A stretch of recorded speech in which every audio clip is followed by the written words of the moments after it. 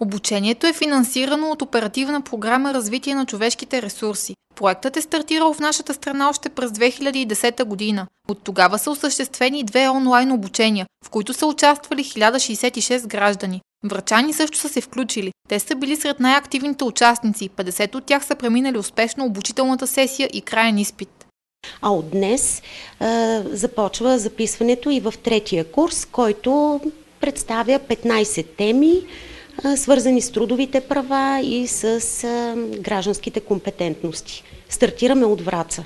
От днес започва мотивационната кампания, записването в курса и се надяваме да има интерес към него. Всички могат да се запишат. Курсът е свободен за всички интересуващи се. Срока за записване започва от днес до средата на октомври.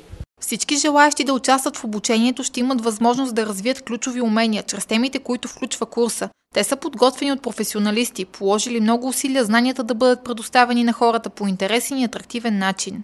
Курсът е електронен и дистанционен, т.е. всеки в удобно за него време и от удобно място, достатъчно е да има компютър и интернет връзка, може да се обучава самостоятелно.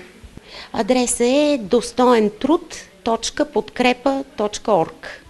Всички преминали безплатното електронно обучение преминават изпит под формата на тест, след който най-добрите получават удостоверение. Според организаторите от КТ Подкрепа, натрупаните знания ще бъдат полезни в съвременния свят на хората и ще спомогнат за тяхната информираност и по-достоен живот.